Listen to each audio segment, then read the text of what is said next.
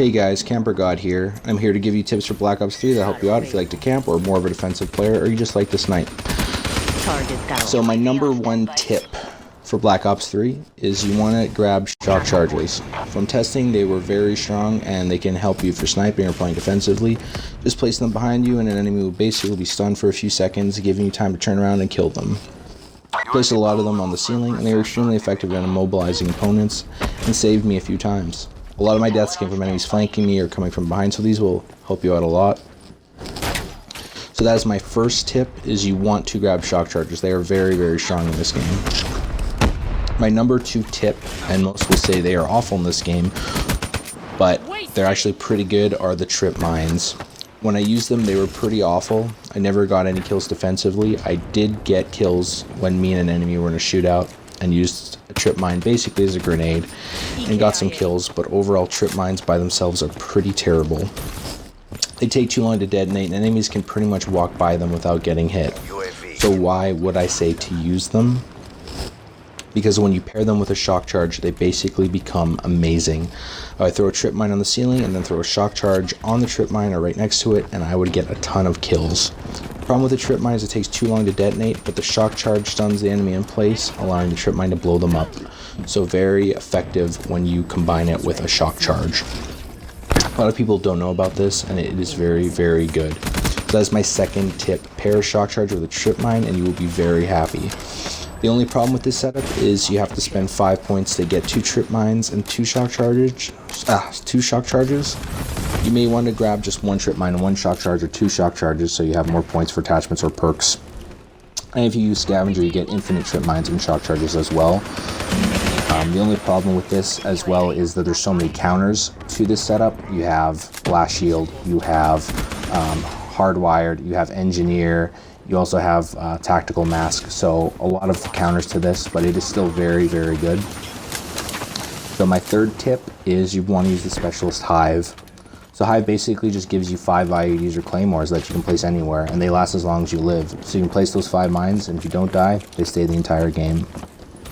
In a few games I played, I ended up getting a second hive very quickly and placed them down, and I had 8 to 10 mines down. It's really strong and recommended for snipers and campers or those who play defensively.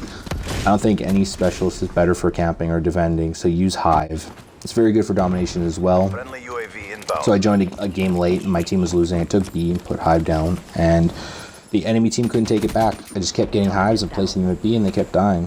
What's also good about hives, even when you die, they seem to stay in place several seconds after you die, so they'll keep getting you kills, which is amazing. So I'd have enemies killing me and they would run past me into a hive, they would die. When I would spawn after death, I would still get kills. So hive is very, very good. That is my number 3 tip to use.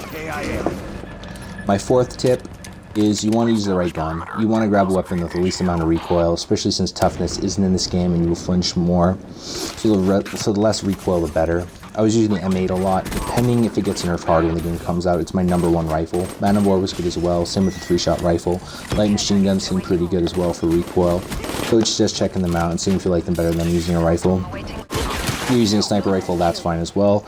The one thing I noticed was the M8 without foregrip gave pretty much no recoil, so I was using the M8 with no attachments to see how it felt, and it was really good.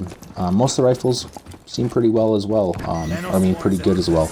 They don't have much recoil on most of the rifles, so just depending on how they feel to you or whichever rifle you like best, use it. My fifth tip is a good trick, which may or may not change when the game hits. What you want to do is have a class with the perk Annie Up on it. Annie Up, when you spawn, just gives you extra points to your score streaks in the beginning of the game. So when the match is about to begin, you choose the class with Annie Up, then switch over to your main class and retain those points from Annie Up without actually using Annie Up. They may fix this or it might take them months to fix it, but you definitely want to do this if they don't end up fixing it. So those are my 5 tips and tricks. So yeah, thank you guys for watching my video, and that is it. Thank you very much. UAV MTL 50% check.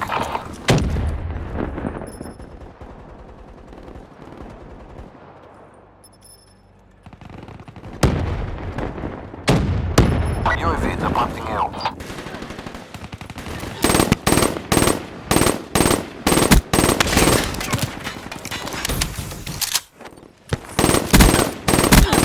dropped.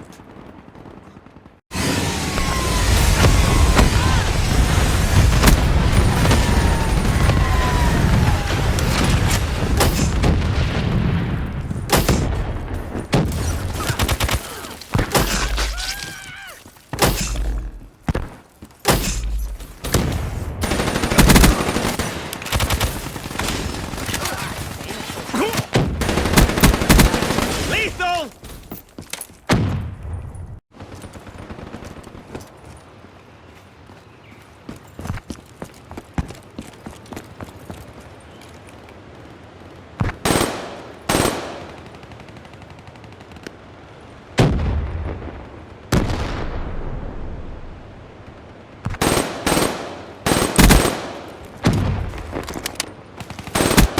There go.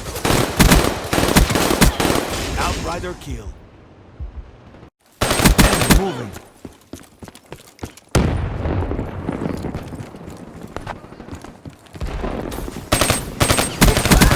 Battle is ours to lose. Don't! TACCOM, get me a UAV. Establish perimeter at 10,000 feet. ATL.